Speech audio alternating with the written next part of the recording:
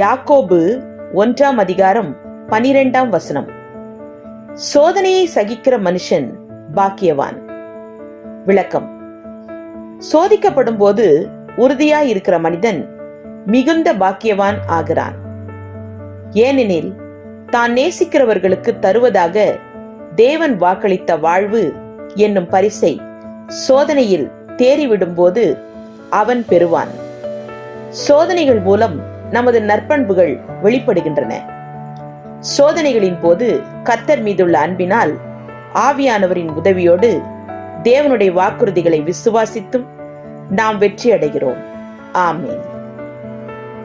James chapter 1 verse 12. Blessed is the one who perseveres under trial. Amen.